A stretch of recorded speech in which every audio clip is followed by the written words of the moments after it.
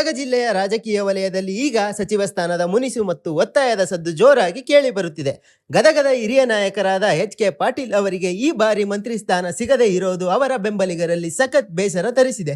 ಮೊದಲ ಲಿಸ್ಟ್ನಲ್ಲೇ ಅವರಿಗೆ ಸಚಿವ ಸ್ಥಾನ ಸಿಗಬೇಕಿತ್ತು, ಆದರೆ ಕೈ ತಪ್ಪಿರೋದು ಸರಿಯಲ್ಲ ಅಂತ ಮೋಹನ್ ಭಜಂತ್ರಿ ಅವರು ಆಕ್ರೋಶ ಹೊರಹಾಕಿದ್ದಾರೆ. ಎಚ್.ಕೆ. ಪಾಟೀಲ್ ಅವರು ಎಂಥ ಅನುಭವಿ ಮತ್ತು ಕ್ಲೀನ್ ಇಮೇಜ್ ಇರೋ ರಾಜಕಾರಣಿ ಅನ್ನೋದು ಎಲ್ಲರಿಗೂ ಗೊತ್ತಿರೋ ವಿಚಾರವೇ. ಉತ್ತರ ಕರ್ನಾಟಕಕ್ಕೆ ಹೊಸ ಕೋರ್ಟ್ಗಳನ್ನು ತರೋದರಲ್ಲಿ ಅವರ ಪಾತ್ರ ದೊಡ್ಡದಿದೆ. ಅಷ್ಟೇ ಯಾಕೆ, ಇಡೀ ದೇಶವೇ ಮೆಚ್ಚಿಕೊಂಡ ಕೇವಲ ₹1 1 ಬಿಂದಿಗೆ ಶುದ್ಧ ಕುಡಿಯುವ ನೀರು ಕೊಡುವ ಯೋಜನೆಯನ್ನು ಜಾರಿಗೆ ತಂದಿದ್ದು ಇವರು. ಹಾಗಾಗಿ ಈಗಲಾದರೂ ಎಚ್ಚೆತ್ತುಕೊಂಡು 2ನೇ ಹಂತದ ಸಂಪುಟ ವಿಸ್ತರಣೆಯಲ್ಲಾದರೂ ಇವರಿಗೆ ಖಂಡಿತ ಮಂತ್ರಿ ಸ್ಥಾನ ನೀಡಲೇಬೇಕು ಎಂದು ಬೆಂಬಲಿಗರು ಗಟ್ಟಿಯಾಗಿ ಒತ್ತಾಯಿಸುತ್ತಿದ್ದಾರೆ.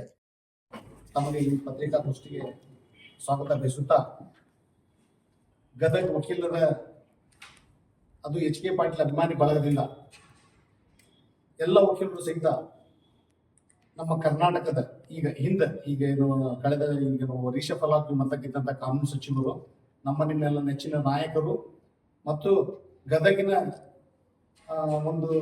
ಎಲ್ಲರ ಅಭಿಮಾನದ ವ್ಯಕ್ತಿಯಾಗಿರ್ತಕ್ಕಂಥ ಸನ್ಮಾನ್ಯ ಡಾಕ್ಟರ್ ಎಚ್.ಕೆ. ಪಾಟೀಲ್ ಪರವಾಗಿ ನಾವು ಅವ್ರಿಗೆ ಪ್ರಥಮ ಬಾರಿಗೆ ಏನು ಕ್ಯಾಬಿನೆಟ್ ಆಯ್ತಲ್ಲ, ಅವ್ರಿಗೆ ಒಂದು ಮಂತ್ರಿ ಸ್ಥಾನ ಸಿಗಲಾರ್ದಕ್ಕೆ ಬೇಸರಗೊಂಡು ನಾವು ನಮ್ಮ ಸರ್ಕಾರದಕ್ಕೆ ನಾವು ವಿನಂತಿ ಮಾಡಿಕೊಳ್ಳಲಿಕ್ಕೆ ವಕೀಲರಾಗಿ ಒಂದು ಅಭಿಮಾನದಿಂದ ಮತ್ತು ಗದಗಿನ ನಾಗರಿಕರಾಗಿ, ಗದಗಿನ ಮತದಾರರಾಗಿ, ನಮ್ಮ ಶಾಸಕ ನಮ್ಮ ಅಭಿಮಾನ ಅನ್ನೋ ಒಂದು ಗೋಷ್ಠಿಯ ಅಡಿಯಲ್ಲಿ ನಾವೆಲ್ಲ ವಕೀಲ ಬಂಧುಗಳು ಎಲ್ಲ ಮಿತ್ರರು ಸೇರಿಕೊಂಡು ಒಂದು ಪತ್ರಿಕಾಗೋಷ್ಠಿಯನ್ನು ಮಾಡೋಣ. ನಮ್ಮ ಸರ್ಕಾರಕ್ಕೆ ವಿನಂತಿ ಮಾಡ್ಕೊಳ್ಳೋಣ. ಏನಂತಂದ್ರೆ, ಬರ್ತಕ್ಕಂಥ ಈಗೇನು ಇಲ್ಲಿ 20 ಮಂತ್ರಿಗಳನ್ನ ಏನು ಮಾಡ್ತಾ ಇದ್ದೀರಿ, ಅದರಲ್ಲಿ ಪ್ರಮುಖವಾಗಿ ಸನ್ಮಾನ್ಯ ಎಚ್.ಕೆ. ಪಾಟೀಲ್ ಸಾಹೇಬರಿಗೆ ಮಂತ್ರಿ ಸ್ಥಾನ ಕೊಡಬೇಕು.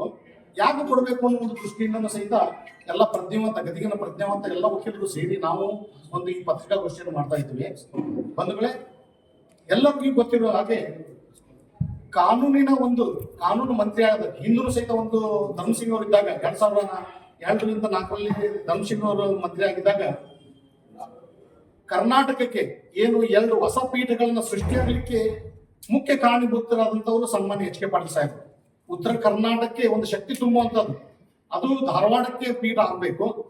ಧಾರವಾಡಕ್ಕೆ ಪೀಠ ಆಗುವಂದಾಗೂ